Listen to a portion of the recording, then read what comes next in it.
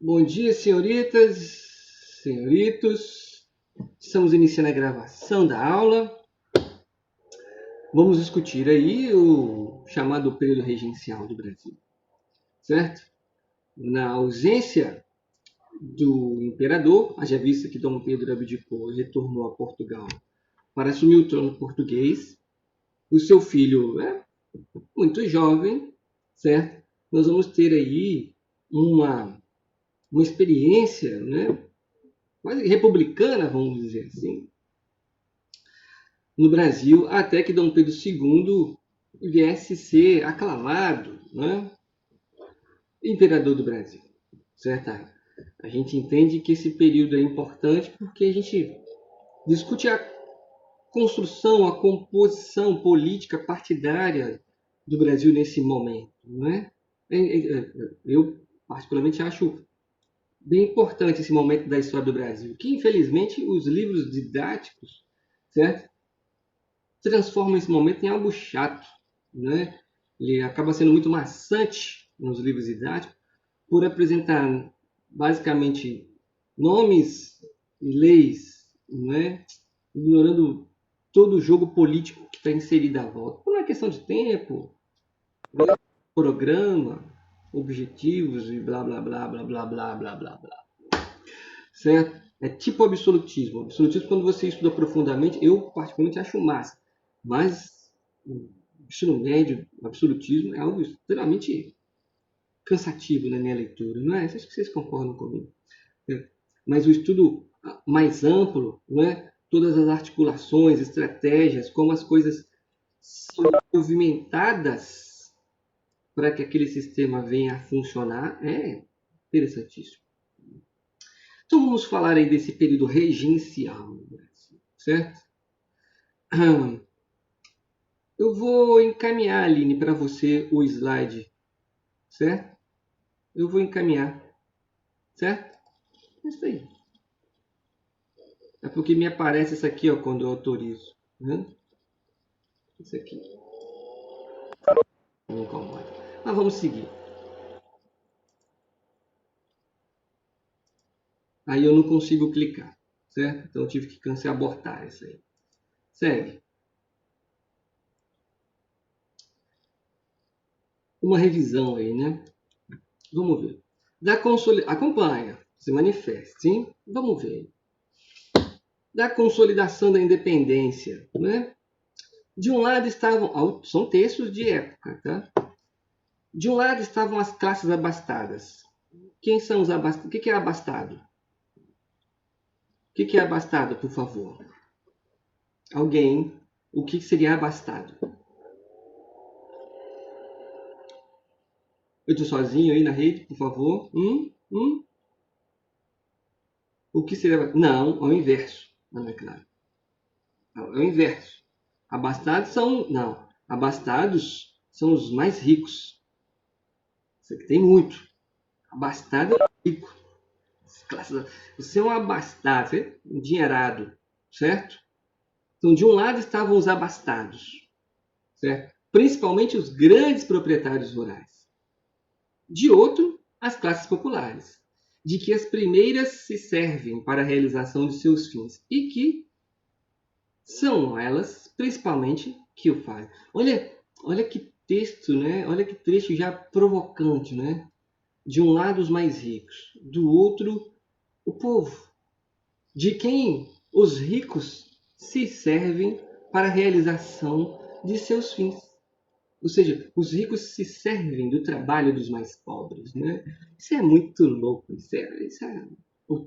Já chega dando soco e batendo na cara de todo mundo, né? O primeiro texto.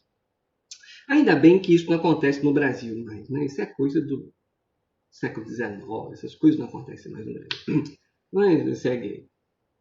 A subordinação das camadas populares à aristocracia rural foi o estabelecimento de um governo que, para o povo, pouco ou nada se diferenciam do anterior. O que ele está dizendo aí nesse texto? Nesse trecho? Que antes da independência, o que você tinha? Você tinha os grandes proprietários rurais, certo? Os grandes, que exploravam aqueles indivíduos que não tinham terra. Aqueles indivíduos que não tinham terra dependiam desses grandes proprietários, certo? E essa relação de dependência, certo? Estabelece um elo de ligação entre quem tem e quem não tem, onde este que não tem, certo? Acaba acreditando que se não fosse aquele indivíduo poderoso, rico, dono da terra, ele não teria de onde tirar o seu sustento. Tudo que eu sou é graças ao senhor fulano de tal que me permitiu usar a sua terra para plantar aqui alguma coisinha e alimentar a minha família. Se não fosse ele me dando, não seria nada de mim. Ou seja, esse vínculo entre quem não tem e quem tem muito está construído. Se você parar para ouvir, você já percebe discursos desse tipo nos dias de hoje. Certo? Claro, observando todas as transformações, mudanças, grupos, época, tempo, etc, etc, etc. Certo? Certo? E aí veio a independência. Veio a independência, o que mudou? Para esses mais pobres não mudou nada. Né? Uma frase que a gente sempre usa, né? No Brasil, é importante uma grande transformação para que as coisas continuem as mesmas. Certo? A estrutura econômica, social, não foi transformada com a proclamação da independência. Acho que isso está claro para nós, né? E a estrutura política? A estrutura política mudou. A gente era colônia, agora a gente é um país independente. Certo? Mas a estrutura econômica e social, não mudou. Certo? O período regencial significa, aí sim, a ascensão da aristocracia rural que se organizará a sociedade de acordo com os seus interesses e buscará frear o ímpeto revolucionário. Né? Se encerra aí o primeiro reinado. Então, informação importante aí que nós temos. A elite brasileira, ela chega ao poder. Ela chega ao poder. Certo? E ela vai começar a pensar, é claro, ela vai chegar no poder regencial e depois com Dom Pedro II, ela não é o regente, ela não é presidente, porque a gente não tem uma república constituída, ela não é rei, mas ela compõe os espaços de decisão, né? A Assembleia. Ela vai ocupar o espaço onde a lei é construída, certo? E dessa forma, tendo acesso à construção das leis, certo? Eles vão elaborar leis, normas, regras, certo? Que fortaleçam os seus interesses, que garantam os seus privilégios. Isso está claro? Isso está claro? Nós vamos ter agora aí eleições municipais. Vamos ter eleições municipais para prefeito, para vereador, certo? Muitos de vocês já podem votar por opção, né? 16 anos você pode votar por opção. Em quem que você vai votar? Né? Bom, você tem que pegar o que você é, o que o seu bairro é, né? Vamos pensar em bairro, né? Nós estamos falando de município, a gente não pode pensar que se o vereador ganhar, ele vai aumentar o salário do meu pai, que é funcionário público do Estado. Não tem nada a ver, né? Mas é um exercício. Eu recomendo se quem pode votar, vota. Né? Voto é importante. Quer mudar o país? Vota. Mas é todo mundo igual. Não, o discurso de que é todo mundo igual favorece essa elite, porque desmobiliza as pessoas. Então você dá um voto para o indivíduo X agora, se ele não corresponder às expectativas, você vota em outra eleição. Né? Ignora esse cara. Né? Então, o que é? Por exemplo, você precisa de representantes ali de diversas categorias da segurança, da saúde, da educação, né? Desse aparato burocrático. Né? Então, você precisa de pessoas que pensem o município. Né? Indivíduos que vão fiscalizar o prefeito e as decisões do prefeito. Certo? É importante observar. Vou votar em fulano por quê? Porque fulano é meu tio. Vou votar em fulano por quê? Porque ele é legal. Vou votar em fulano porque meu avô pediu para eu votar nele. Não, escuta aqui. Qual é a sua proposta para o município? Eu vou fazer e acontecer. Como? O recurso vai vir de onde? De que forma? Como é que faz? É um exercício muito difícil de ser feito e que ninguém faz. E qual partido você é? PXY ao quadrado. Qual é o que esse governo defende? O que esse partido defende? Essa legenda aí defende? É muito legal, às vezes, você pegar a legenda do que o cara sai candidato, o que o partido defende? O partido defende A, B, C e D. Aí você vai conversar com o cara. Quais são as suas propostas? As propostas do cara são antagônicas às propostas do partido. Como assim? É um exercício de cidadania. É um exercício de cidadania. Mas faça o exercício, execute esse exercício. É importante. Certo? Lembra, a quem interessa? A pergunta sempre é essa. A fala mal de B, B fala mal de A. A quem interessa? Sempre pergunta a quem interessa, qual o objetivo, o que você faz. Certo? Porque ali é um espaço de poder. Né? Ali é um espaço de poder. Né? Grupos serão favorecidos com a eleição de A ou de B. Certo? Grupos serão favorecidos. Certo? Se o cara tiver... Pega as propostas e vê se a proposta que o indivíduo está fazendo condiz com a ação dele, com o cargo que ele pretende ocupar. Que eu vou fazer acontecer, mas isso não é função do vereador, isso não é função do prefeito. Como é que você vai fazer isso? Certo? Então, são perguntas simples que a gente faz num processo eleitoral. Mas eu sugiro, né, é um exercício bem legal, ouvir, ver, acompanhar o processo eleitoral. Né? Daqui a pouco tem horário eleitoral gratuito, é assistir mesmo. As pessoas assistem com o objetivo de expor os ridículos que aparecem. Aparecem as pessoas com umas coisas que você não entende de onde saiu. Né? Mas até essas pessoas são relevantes, porque elas representam categorias. Né? Elas representam categorias. Você vai votar em quem? Só em quem usa terno e gravata? Se aparecer uma pessoa, por exemplo, uma liderança comunitária, mas ela não tem curso superior, mas ela entende a comunidade. Ela sabe da necessidade da comunidade. Mas ela não tem curso superior e ela não sabe falar o português corretamente. Ela fala, nós viemos, certo? A gente foi, certo? Ela comete erros de português, por exemplo. Você vai ignorar essa pessoa porque ela não tem curso superior, mas ela tem uma vivência de comunidade, sabe exatamente o que a comunidade precisa. Eu já vivenciei isso e isso é muito louco. Porque fulano, você pega fulano, assim, líderes comunitários, pessoas da comunidade que sabem da necessidade das pessoas, mas essas pessoas são preteridas pelos eleitores porque elas não são, como é que as pessoas falam? Elas não são bonitas, elas não são bem vestidas, elas não usam perfume caro, elas não frequentam shopping, elas são pobres. Certo? E por elas serem identificadas enquanto pobres, né, os eleitores pobres não se reconhecem nela, isso é muito louco. Né? Não se reconhecem nela. E a gente perde oportunidades. Aí a gente vota no fulano que é dono da rede de supermercados, podre de rico, certo? Mas não conhece a realidade da comunidade. A realidade da comunidade que ele conhece talvez seja o caderninho que ele anota as pessoas que não têm dinheiro para comprar e deixa lá pendurado. Aí você vota nele porque ele te ajuda quando você precisa. São questões. Cada caso é um caso. Certo? Mas é importante ler e entender isso tudo. Certo? É importante ler. Certo? Com 16 anos você é livre para votar ou não. Certo? Eu recomendo a experiência de viver. Votando ou não, acompanhe o processo. Acompanhe o processo. Né? O que é dito, né? O que as pessoas falam, as justificativas para votar ou não votar em determinada pessoa ou em determinado partido. Ouve. É um exercício legal de se fazer. Certo? É um exercício legal de se fazer. Mas seguindo, né? Então, voltando aqui para o que deu origem a essa conversa, né? Essa elite brasileira ocupa esse espaço de construção de poder, onde ela elabora as leis que vão garantir os privilégios. Né? Por que a estrutura social não mudou? Porque a lei favoreceu determinados grupos. Certo? O período regencial garante essa ascensão. Nós vamos ver o que nós vamos fazer. Nós vamos trocar. Quem ocupava os lugares de poder? Portugueses. Então nós vamos tirar os portugueses e vamos colocar brasileiros. Certo?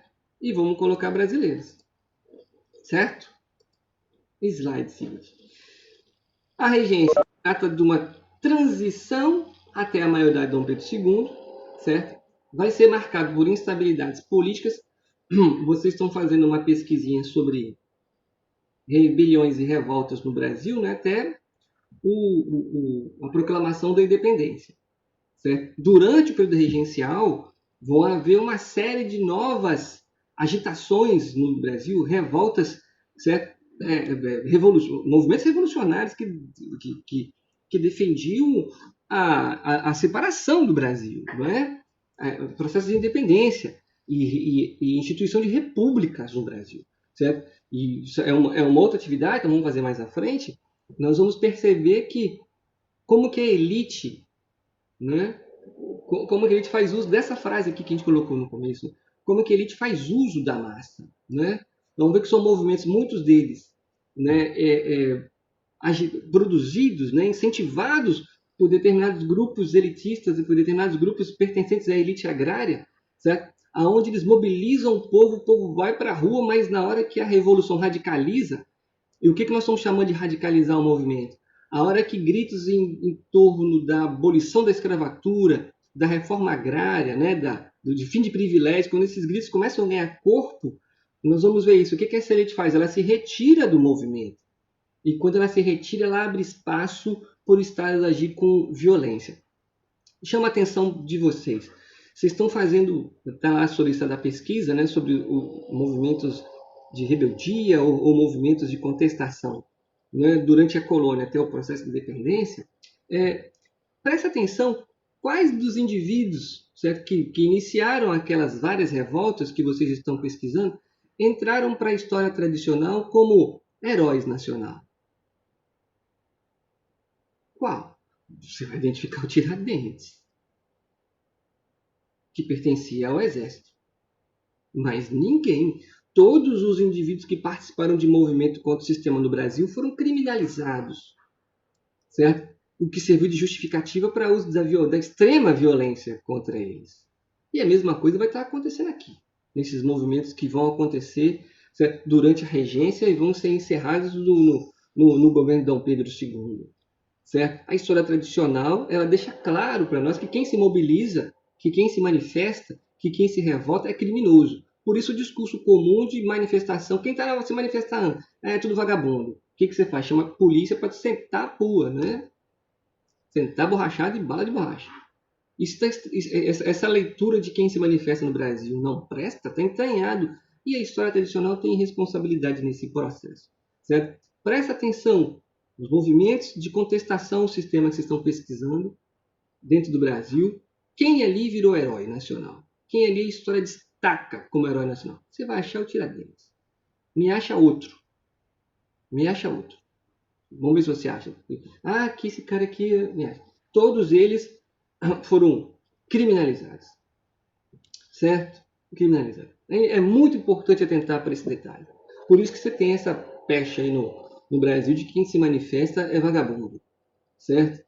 É vagabundo. O cara tá lá brigando às vezes pelos seus interesses, mas você entende que não. Porque tudo acontece, que a história tradicional mostra que no Brasil tudo acontece de cima para baixo. É o Estado que entende a necessidade do povo e então concede ao povo.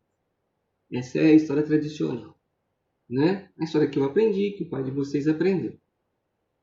Seguindo, então nós temos aqui, já sabemos que na regência nós vamos discutir e debater tensões. As tensões continuam, né? E mais radicais, né? Cabanagem, Sabinada, o farroupilha do movimento elitista, a revolta dos malês, nós vamos comentar, certo? Entre outros movimentos que nós vamos discutir aqui na online. Né? O período regencial corresponde a um período da história em que o Brasil foi governado por regentes. Sim. Quem são os regentes? São governantes que substituem o rei ou o imperador enquanto eles foram menores ou impedidos por doenças.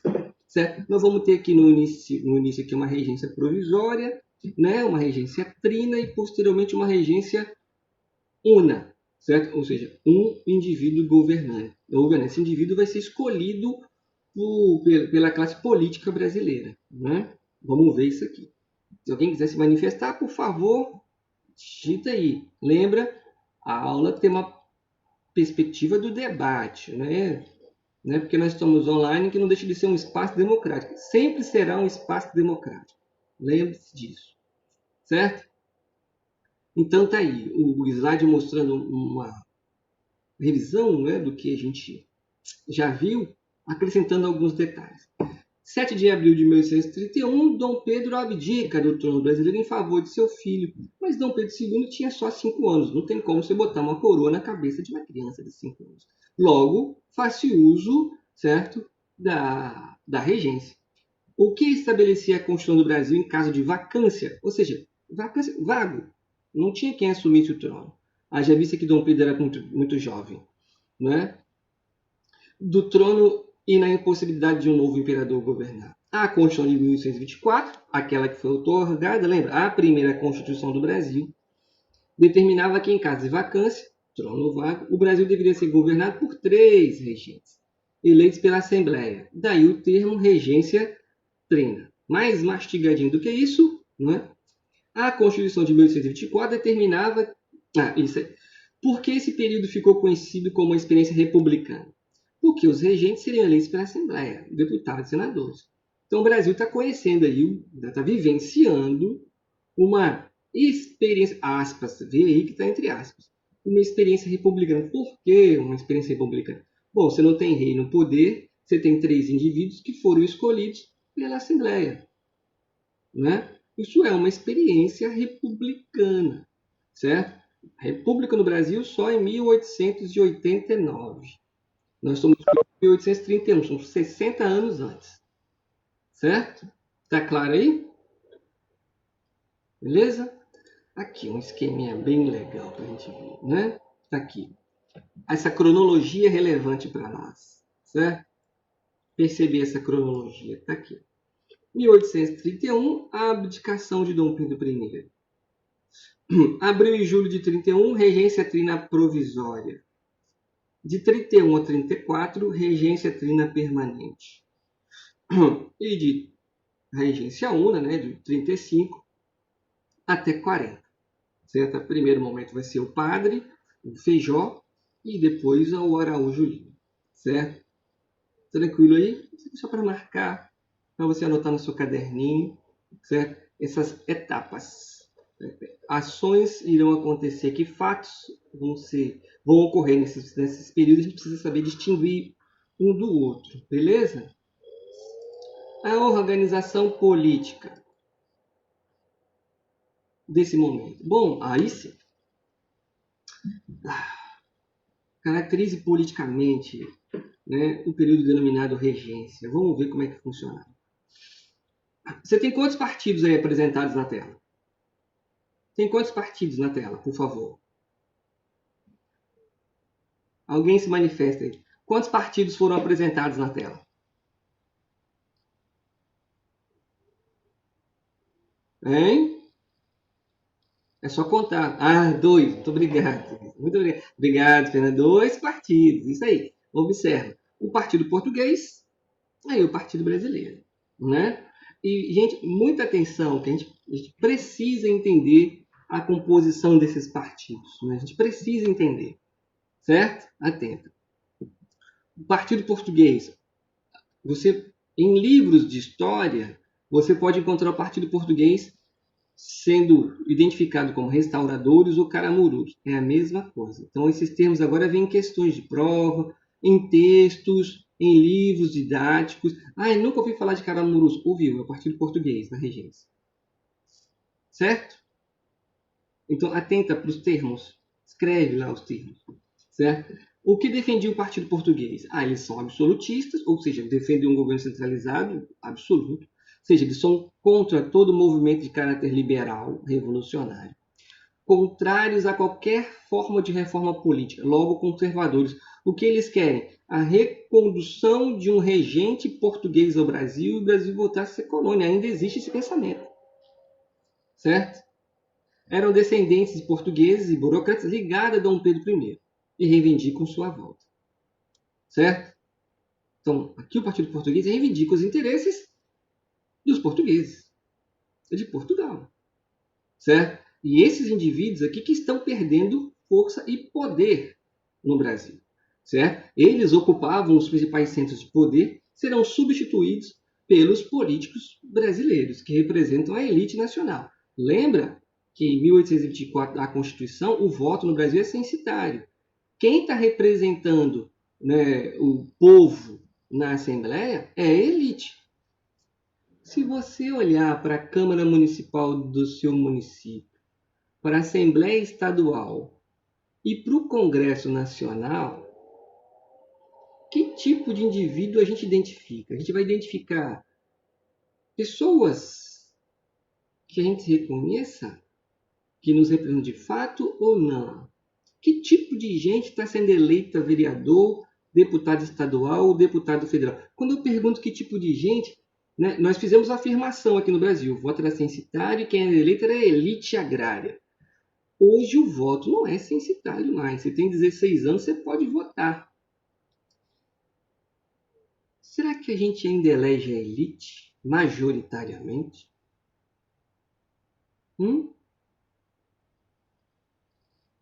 É uma pergunta. Será que a gente ainda elege a elite para resolver os problemas da gente? É uma pergunta. Merece uma pesquisa, hein? Que tipo de gente está sendo eleita? Vereador, deputado estadual, deputado federal? Que tipo de gente nós estamos escolhendo para nos representar? Certo? Eu sou professor, estou elegendo professores. Eu sou médico, sou enfermeiro. Eu sou um trabalhador autônomo. Quem eu estou elegendo para me representar? Uma vez a gente fica indignado, porque a primeira Constituição era censitária, a gente só votava, só a elite era eleita. Tá bom, hoje o voto é livre. Quem que nós estamos escolhendo para nossos representantes? A gente ainda vota na elite para nos representar? É uma pergunta. Quando eu era mais jovem, nas primeiras eleições, na década de 89, depois veio as eleições na década de 90, era muito comum você ouvir o discurso da massa falar assim: eu vou votar no rico porque o rico vai roubar menos, porque ele já tem muito. Se eu votar no pobre, o pobre vai querer roubar mais. Olha como que esse tipo de discurso mesquinho, tacanho, essas coisas são faladas. E as pessoas abraçam esse tipo de discurso. Isso é muito louco, né? Como que a gente é facilmente manipulado, né? Mas vamos voltar aqui. O Partido Brasileiro. Se você prestar atenção, você ainda ouve isso, certo? O Partido Brasileiro. Bom, o que a tela mostra para nós? Que o Partido Brasileiro ele se divide em dois grupos, sim ou não? Você tem um Partido Brasileiro e dentro do Partido Brasileiro você tem dois grupos, certo? Um grupo a gente chama de liberais moderados ou chimancos, o outro grupo a gente chama de liberais exaltados ou farroupilhas, barra jurujubas. Não é jujuba não, hein? Jurujubas, certo? Atenta. Diferenças entre esses dois grupos inseridos no Partido Brasileiro. Os liberais moderados, né, são proprietários rurais, monarquistas e escravocratas. Defendem o federalismo como um controle forte do Rio de Janeiro, que era a capital do Brasil. São os centralizadores, importante força política da época. Ou seja, os liberais moderados, certo, são aqueles que nós vamos chamar de conservadores do Partido Brasileiro. Eles defendem um poder forte, certo? Um poder forte, centralizado na figura do rei, certo? E esse rei seria auxiliado por um conselho de ministros, certo? Então, eles defendem um governo centralizado, forte, beleza? Centralizado na figura do governante, do rei. Isso está claro? Certo? Isso está claro? Os liberais exaltados, eles defendem, certo? No caso aí, uma monarquia, certo? Mas essa monarquia ela não seria centralizadora, ela não teria todo o poder de decisão nela.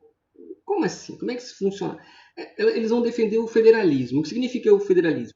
Que os estados, nessa época chamados de província, a província vai perder o status de província para estado com a proclamação da República, que as províncias tivessem autonomia. Ou seja, tem o rei, mas o presidente da província do Espírito Santo, de Minas Gerais, de São Paulo, poderiam tomar decisões independentes da monarquia. Isso é federalização, certo? Então você tem um grupo denominado liberais moderados, que nós vamos chamar de conservador mais à frente, que defende uma forma de poder, uma monarquia, onde as decisões estão centradas na capital, no rei e seu conselho. E existe um outro grupo dentro do Partido Brasileiro, chamado de liberais, certo? Que defende essa monarquia, mas um poder federalizado, onde as províncias teriam autonomia. Se o presidente da província tem autonomia, você garante a esses homens mais poder local, porque eles estão tomando as decisões relativas aos territórios que eles controlam. Isso está claro? Isso é importante entender essa diferença. Certo? Observa, quem compõe o Partido Brasileiro? Quem é liberal moderado? Proprietário rural. Quem é liberal exaltado? Proprietário rural. Todos eles defendem a manutenção da escravidão, todos eles defendem a manutenção de uma política latifundiária agroexportadora. Aonde eles diferenciam? Na forma de organizar a política. Certo? Para um, poder é centralizado, para o outro, existe mais autonomia para a província. Daí a diferença entre eles, para nós. Isso está claro? Por isso que eu deixei grifado aqui. Proprietário rural. Escravocrata, latifundiário, economia voltada para agroexportação. A diferença, esse aqui defende um poder centralizado, forte, esse aqui defende mais autonomia para as províncias. Daí a diferença entre eles. Certo? É importante observar isso. Já falei para vocês, quando a gente falou de Revolução Francesa, eu citei esse modelo e vou reproduzir.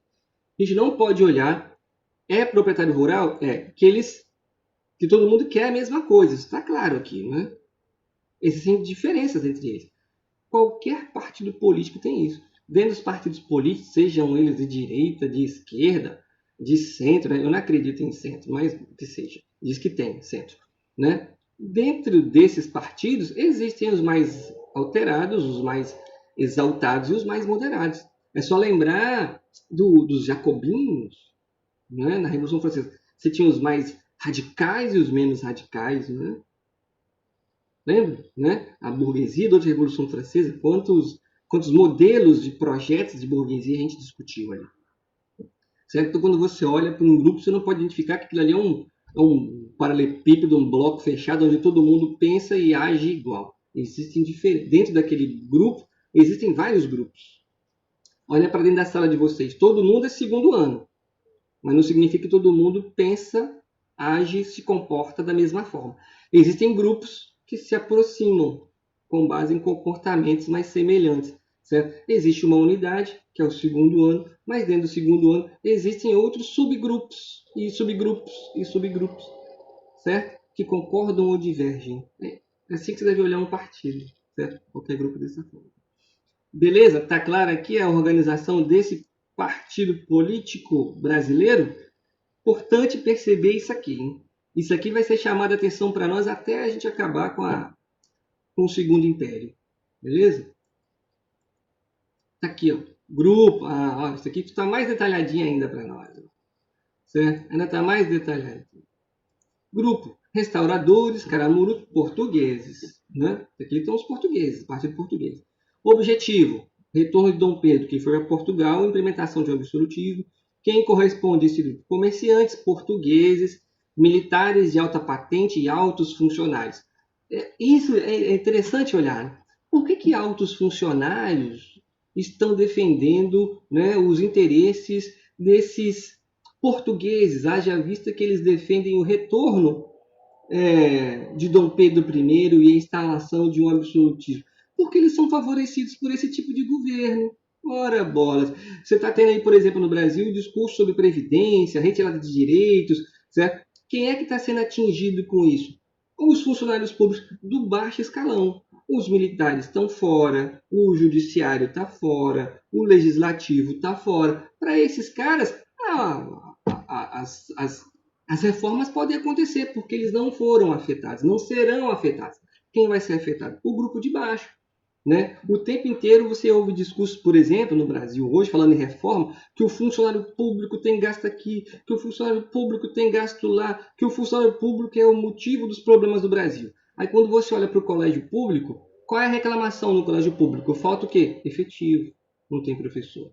Quando você vai no hospital público, o que falta? Efetivo, não tem médico nem enfermeiro. Quando você olha para a segurança pública, qual é o problema? Efetivo, falta policial. Quando você vai em qualquer setor da burocracia do Estado, o que falta? Efetivo e estrutura. Aonde que o funcionário público produz esse gasto gigantesco? No alto escalão. E o alto escalão, certo, defende esse status quo, porque ele não é afetado. Certo? Então, os militares de alta patente, o soldadinho está na mesma pilha que o trabalhador comum, mas ele aprende que tem que defender a alta patente e falar assim, senhor, obrigado o tempo inteiro. Certo? Os militares de alta patente e os altos funcionários defendem esse tipo de governo aqui, ó, porque eles eram favorecidos por esse tipo de governo. Né? Eles tinham seus benefícios. Certo? Eles não são proprietários de nada disso, mas eles têm posição de privilégio dentro do governo. Logo, eles defendem. Certo? Entendeu isso? Tá claro isso? Certo? Tá beleza, né? Figuras de José Bonifácio. Quem é o José Bonifácio? Foi o conselheiro de Dom Pedro I. Acompanhou Dom Pedro I ao longo de todo o processo de independência. Certo? Então, ele é uma figura de destaque. Certo? Uma figura de destaque. Os liberais exaltados, né, que é o grupo mais radical, né, tanto que vai ter um movimento chamado Farroupilha no Sul, a gente vai ver isso depois. Objetivo: centralização do poder, reforma administrativa das províncias, sistema federalista. Existe o rei, certo? Vai haver um governo centralizado, mas as províncias estão ali, certo? Tá alterado aqui. Isso aqui é moderado, certo? Tem que inverter aqui, essa tabelinha está equivocada, depois a gente conserta, certo? Eles vão defender, os exaltados, os revolucionários, um sistema de maior autonomia para as províncias. Profissionais liberais, pequenos comerciantes, funcionários militares modestos. É óbvio, esses aqui são os que estão na baixa escala aí na pirâmide. Eles vão querer radicalizar o processo. Destaque para Cipriano Barata, Borges Fonseca, etc, etc. Cipriano Barata nós vamos ver em alguns movimentos no Brasil. E os liberais moderados, a unidade territorial, monarquia, escravidão e ordem social, presente a todos os grupos, certo? Em todos os grupos, aumento do poder das províncias, né? Isso aqui é relativo. Eles defendem o poder centralizado e forte, que está alternado, tem que mudar. Grandes proprietários rurais, São Paulo, Rio, Minas e o Nordeste, certo? Antônio Feijó, Evaristo da Figa, Bernardo Pereira Vasconcelos. Vamos ver que esse indivíduo aqui vai ser um dos principais regentes do Brasil. Só tentando, depois nós vamos ter que mudar essa tabelinha aqui, melhorar essa tabelinha, deixa dúvida. Certo? Mas ficou claro? Os radicais querem mais autonomia para as províncias. Os moderados, eles querem mais centralização, mais poder para o rei e para a capital. Isso está claro, né? Os exaltados, os radicais, mais autonomia para as províncias. Os moderados, mais força ao poder central, certo? Tranquilo aí? Beleza? Até agora, o que nós estamos discutindo de novidade é essa relação política partidária. Né? Deixar claro para nós que o Partido Brasileiro é dividido em dois grupos, um grupo mais conservador e um grupo mais exaltado. Não é? Mais exaltado. Certo? Isso é importante para a gente entender. A primeira regência, a trilha provisória, está aqui, ó, vai durar abril, maio e junho, 3 meses, certo? De 1831 a 1831. Né? São 3 meses dentro desse ano. Né? Composta por Nicolau Campos Vergueiro. Importante guardar esse nome, né? Ele vai estar no. Você vai ler esse nome quando a gente falar em imigrantes no Brasil, certo? Daqui a, sei lá, 20 anos, esse nome vai aparecer de novo. Ou seja, a perpetuação, vamos dizer assim, de políticos no Brasil. Né? O que cabe uma outra pesquisa. Se você procurar ver o nome dos vereadores, que geralmente são eleitos, dos deputados estaduais, deputados federais e senadores, você percebe uma linha sucessória. O avô foi deputado, o pai foi deputado, né? O neto é deputado. Você vê os sobrenomes, eles se repetem. É importante visualizar isso. Os sobrenomes, eles perpetuam. O judiciário é concurso público. Para juiz é concurso. Ou fala baixinho para ninguém ouvir. Mas presta atenção no nome dos juízes e nos sobrenomes dos juízes. É concurso. Certo? O sobrenome se repete. Não, você está dizendo que tem. Não, não estou dizendo isso, não. Estou falando de privilégio. É privilégio. É mais fácil o filho de um juiz ter total rede de proteção, condições para que ele um dia se torne juiz também, do que nós, seres mortais comuns. Entendeu isso? Certo? Isso, tá claro? Então, é importante observar. Então você vai ver esse nome aqui ó, algumas vezes ainda na história do Brasil. José Joaquim de Campos e Francisco de Lima e Silva. Um militar. Um militar. Não era um militar qualquer, é um militar de alta patente. Então, 2 proprietários de terra e um militar. Certo? O que esses indivíduos vão produzir aí? Ações dessa regência provisória nesses 3 meses. Readmitiu o Ministério Brasileiro, deposto por Dom Pedro I, você precisa desse ministério. Concede anistia, perdão, a presos políticos. Que presos políticos são esses? Aqueles que se colocaram a favor ou contra nesse tumulto de abdicação e saída de Dom Pedro I do poder. Certo? Expulsou os estrangeiros do exército brasileiro. Nós precisamos construir um exército brasileiro, assim como lei, educação, a história, como nós vimos isso, né? Os estrangeiros, muitas das pessoas que compõem o exército eram mercenários, ingleses ou portugueses.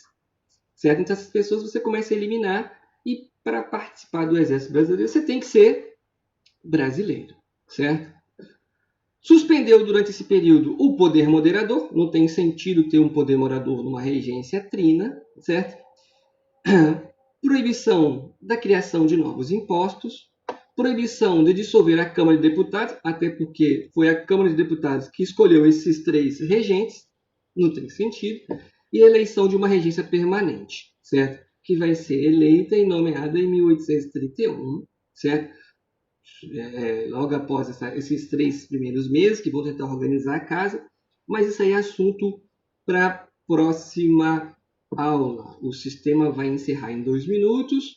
Deixa eu parar aqui a gravação, senhoritos e senhoritos.